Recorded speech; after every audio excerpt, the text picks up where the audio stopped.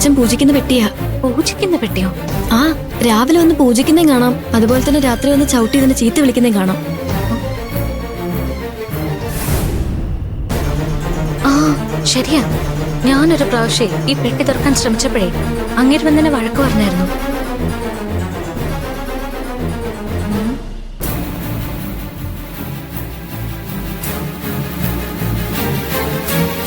നമുക്ക് ഈ പെട്ടിക്കുള്ളിൽ വെച്ചാലോ? ഇത് ലോക്കല്ലേ? അതൊക്കെ നമുക്ക് തുറക്കാം.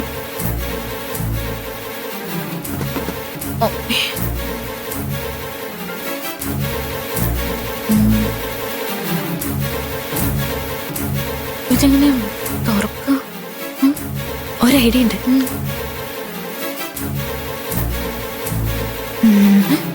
വാ. ഹലോ, എന്താ?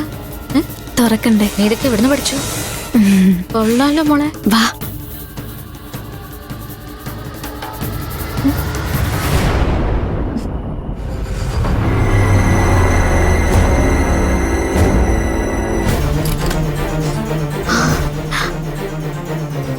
നീ കൊള്ളാലോ.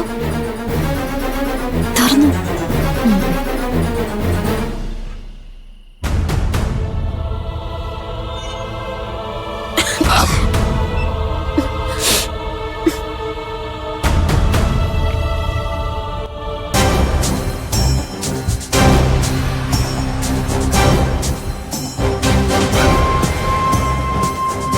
ഇത് അപ്പൂപ്പനല്ലേ?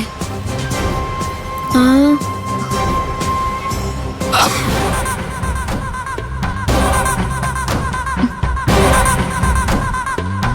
ഇതെല്ലാം അപ്പൂപ്പന്റെ ആയിരിക്കും അല്ലേ?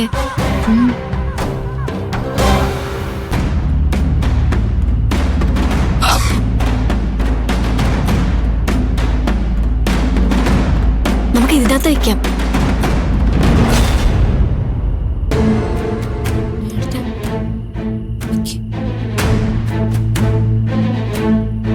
കുഞ്ഞോളെ,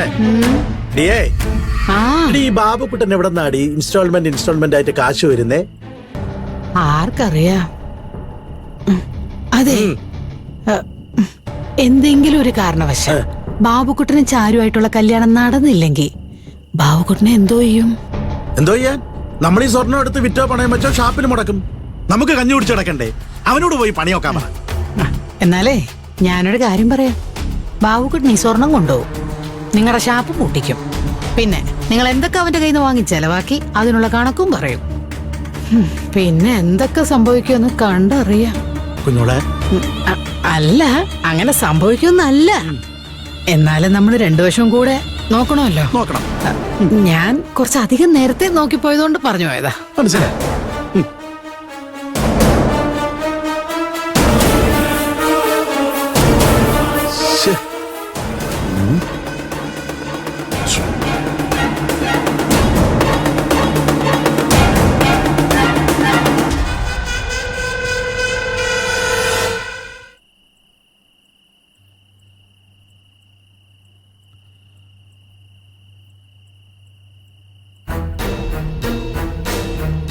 വാതിൽ ഞാൻ അടച്ചതാണല്ലോ.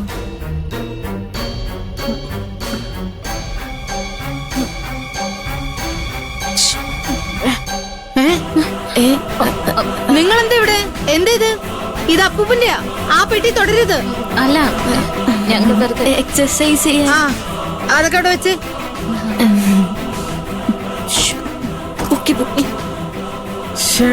ഇതിനകത്ത് എന്താ അമ്മേ? നിങ്ങളുടെ അപ്പൂപ്പനാ? അപ്പൂപ്പനോ? നിങ്ങളുടെ അച്ഛന്റെ അച്ഛൻ. അപ്പൂപ്പൻ എന്താ ഇതിനകത്ത് കയറിയേ?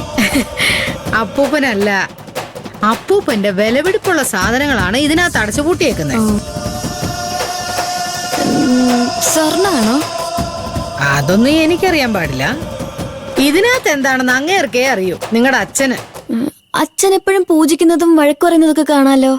നിങ്ങളുടെ അച്ഛൻ ജയിലിൽ പോവാൻ കാരണം ഈ അപ്പൂപ്പനാന്നാ പറയുന്നത്. അപ്പൂപ്പനോ?